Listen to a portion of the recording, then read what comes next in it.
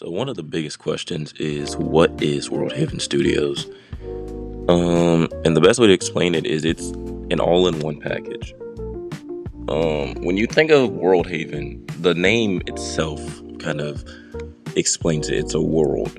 It's a world of opportunities to where anything is necessarily possible. If you want to run for president, of the United States, you have that opportunity. If you want to be a part of the cabinet for the United Kingdom, you have that opportunity. If you want to run for prime minister, if you want to be commissioner of the Metropolitan Police for the United Kingdom, if you want to be chief of police for the Florida Palm Beach Police Department, or if you want to, be a part of Florida Highway Patrol, if you want to be a part of New York Sheriff's Office or the New York Police Department, everything is possible. It doesn't just stop at those cities that I've named. Everything comes to light, right? So you got New York, you got Florida, you got Georgia, you got Washington, D.C., you've got London, you've got Northern Ireland, Scotland. Everything is being made. Now, when we say we're making everything, we're not saying we're going to make all 50 states and all the countries in the world, but just the main points is the goal. So that goes into the next part of what is the goal of Worldhaven. The goal of it is to become a place where anybody can come to escape reality. The goal of it is to necessarily be somewhere where you're just like, yeah, nothing else matters. Your reality, your game becomes the reality. That's the main part of it. Worldhaven is a endless opportunity studio. I don't call it a group or necessarily, I sometimes call it a community, but I refer to it as a studio because everything runs under its main studio, hence the name Worldhaven Studios. Everything kind of falls under Worldhaven as far as the United States, the United Kingdom, the games, it all falls under the studio. And that's where the rank structure came into play, because one of the questions we get asked is, why is the rank structure so different than everyone else? So if you haven't seen, our rank structure is our Chief Executive Officer, Chief Operations Officer, Operational Management, our Worldhaven Studios administration team, our development team, and then instead of moderation team, we call it Trust and Safety Department. And then we go down to the basics of community members and our content creators. The reason it's like that is because Worldhaven is not just a Roblox group, it's a business. The people on the operations board get paid to do this. The development team get paid. The moderators, everybody gets paid. It's a business. So it's not referred to as founder, co-founder, head administrator. It's none of that. It's a business. So we run it off a business rank structure. One of the questions that I also got asked was, why go with the name Worldhaven Studios? Why out of anything else? I ran a project a while back and it was called Project 101, and it was meant to be the same. It was similar to the idea of Worldhaven, where all your ideas come to light, but it didn't go through because something just, it didn't feel, it wasn't properly done. I didn't run it properly. It was kind of rushed, so I never went through with it. The reason I went with the name Worldhaven, so there's a few reasons. First off, world obviously referring to the world. That part is because it makes it to where it puts the topic in place. This is a world of games. Haven has the key word of place of safety. This is a place where you can escape reality. This is a place where you can be to yourself, do what you want. So it's a place of safety. It's a world of safety. So it's Worldhaven. And then obviously studio, that part comes from it being somewhat of a production, development, and art room in a way. It's a place for photography, a place for sculpting or architecture. It's a place for work. So it's a studio. That's kind of what builds up the name Worldhaven Studios. So that's kind of why I said, that doesn't sound too bad. And it also gives it a professional tone. Now, for a little while, I confused it a little. I used to call it Whitehaven because there was a game called Whitehaven. So I had to kind of get used to the name that I chose, which was Worldhaven Studios. The reason for the logo design also gives it that studio feel, in my opinion. It also kind of, it simulates Project 101 in a way. That was the similar logo, but Project 101 had a mountain in the background. But this, it kind of gives you that retro feel in a way when you look at it. Another big question was, will Worldhaven go to 5M? Probably not. The whole point of Worldhaven is to be based on Roblox, and that is because you don't get a lot of good roleplay games on Roblox. You have a few like Paris and ERLC sometimes, and Maple County and stuff like that. But you don't have like 100% soul-based, accurate, everything in the world kind of game. So on Roblox at least, because you get it all on 5M. So it's not going to go to 5M because we want to see what we can do with Roblox. It's a simple platform to work on if you know what you're doing. But I want to see how far we can go with reality on here. So far, it's actually gotten really accurate. Most of the trailers that we've done, if not, we've done all the trailers, but most of them have a really nice tone to them. New York and Florida are definitely my favorite so far because their reality, the realism on them looks amazing. The camera panning, the music, the editing, it gives you a certain feel. Another big question was, will Worldhaven be paid access? No. At the moment, unless it comes to a point where Worldhaven is being like ran over by a bunch of children and they're not role-playing or anything, then Worldhaven would probably become paid access. But at the moment, the goal is not to be a cash grab. I don't plan on doing anything necessarily that'll make it a cash grab. Worldhaven is a free-for-all experience. All this doesn't come at a price. Now, with pricing, how much does it cost to run Worldhaven? It costs around $4,000 per month to run Worldhaven, just alone. And that's because you're funding the developer,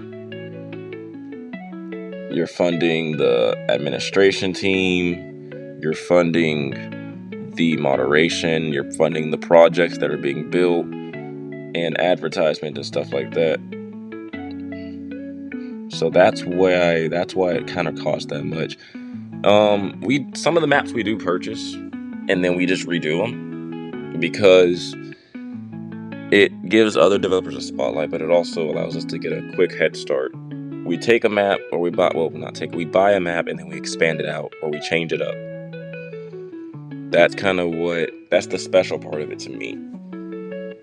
It allows me to do a quick production. It's not like we're rushing, because there's nothing about rushing that goes into Worldhaven. We take our time with everything we do, but it just allows us to, how do you put this? It allows us to have something to go off of. It allows us to have a base to start from versus starting from straight scratch. Now, there are some things that we do start from scratch. There are some assets where we're just like, we'll start from the bottom and build it up. But with the Worldhaven due date being already put in place and the people starting to join, you kind of have to have a base to go off of to start getting stuff done. One of the things I got to ask was, what inspired the idea of Worldhaven? That one was really unique to me because the idea of it in general came out of nowhere. I always wanted to make a game for years now. I've wanted to make a game or a community where everything was in one. Something kind of like 5M, but something else different. And then just one day I kind of had a random burst of motivation to say, let's do it. So, I contacted Daniels, I contacted people I needed to get in touch with, and we put together a meeting, and here we are. The process of putting Worldhaven together was not easy. First, it was finding out who was going to be the chief operations officer. I had no intentions of putting Daniels as my COO until he kind of came forward about it. I didn't know who it was going to be. But he kind of showed he does show proper leadership, and he shows the proper knowledge to do the job. When you ask him to do something, he's gonna do it. So that goes into the next question of why the operations board. Why are these people on here? So starting with, once again, Daniels, he has the leadership and motivation to do this job. He has the structure, he has the discipline, and he's someone that you can definitely rely on when you need something done. Yusef, or Santiago in this case, is someone I know will do his best to see everybody and everything in this community succeed. If I ask him to set this up, he might take a little second to do it, but he'll get it done. When it comes to Jake and JJ, if I assign them to a task, whether it's to go do community engagement events or whether it's go review this, they're going to review it and they're going to get it done. They're going to get done. My team pretty much gets done what I ask. And it's not just about being told and what not to do. It's not just me bossing them around. We have meetings almost every 2 weeks and they actually give me ideas. A lot of the ideas that are in Worldhaven, such as the release date, a few channels, there's a bunch of things that the operations board put into play. The decisions for Worldhaven don't come just from myself. It comes from the whole operations board. The UK side of things, which is being led by Owen, who's also our newest member of the operations board. Owen has some great ideas. He is currently working on a lot of things for the UK for us to finally get that out and going. And he taught me something, instead of starting from the top to the bottom, such as starting from the highest rank to the lowest, start from the lowest rank to the highest. And that was something that I definitely take into play now when I do any decisions with any country that I'm going to put in this studio.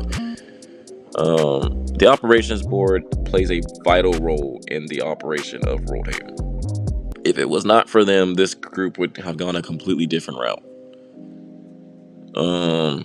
So that goes into the next part of districts. What is a district? So a district, I call it a district because I feel like that's more appropriate than calling it a country, and that's only because of how the studio's set up. You have the UK district and you have the US district. We have a third one that we don't know what we're going to do with that yet. So the U.S. district is going to be, Washington, Florida, New York, all that. Everything in the USA is going to be the U.S. district. And there's going to be one person who oversees it. And the person who oversees the U.S. district is in charge of the staff team that's assigned to that district. Same thing with the UK district. Owen, who's in charge of the UK district, whoever gets assigned to the staff team on that district, he oversees that operation. He oversees the development, the moderation, and any administration or any type of roleplay in that area. As far as roleplay, the head of roleplay management, being Santiago, his main objective is pretty much enforcement of roleplay across the whole community. Santiago does an outstanding job at that. He's someone you can definitely get in a call with and joke around with, but when it's time to do the job, he puts it into play. His ideas are phenomenal. His suggestions are phenomenal, and I know that if me and Daniels were unable to do something, I could leave him in charge of my group for however long I needed to. Is it easy to run Worldhaven? It is not. That was one of the questions I also got asked. It's about the motivation that you have to do it. You have to be motivated and you have to have a constant drive to run Worldhaven in order to, and not even just Worldhaven, just groups in general. In order to run a group, you need to have a type of drive and motivation that not many people have. When it comes to running Worldhaven, for me, it at first was hard because I will wake up and I'm like, I don't want to do this today, and I just forget about it. And then it got to a point where I'm like, okay, let's start taking this serious. And even on the days that I don't feel like doing stuff, like there are days like today, sometimes I don't feel like running Worldhaven. Sometimes I don't feel like setting up this and this and this. But when I start doing it, it becomes pretty fun. There can be discouraging moments, like when you're in the game and you notice you're playing the game, like for the first time, you're driving around looking at stuff, like I did today, and you notice some things are out of place, and it's like, how am I gonna fix this? But I don't feel like it, and what if when the game releases, there's gonna be this and this and this? And you have to just kind of understand, when you release your game, there are gonna be problems. There's gonna be errors, there's gonna be things that are out of place. You just have to know how to put them back into place, and you have to know not to let that stuff discourage you. In order to be successful, in order to do good with where you want to be, and with me, I want to get Worldhaven to 1,000 members, 2,000. I want to get it far, but in order to get there, I have to make mistakes, and I have to bump my head a few times to see, okay, this is out of place, we can fix this. There's going to be situations where, you might not know the answer, but as the boss, you have to know how to make an answer on the spot. I think that was my biggest thing, is making split-second decisions. Like today, Daniels came to me about a situation. I don't freak out when I hear certain things. Sometimes I'm just like, okay.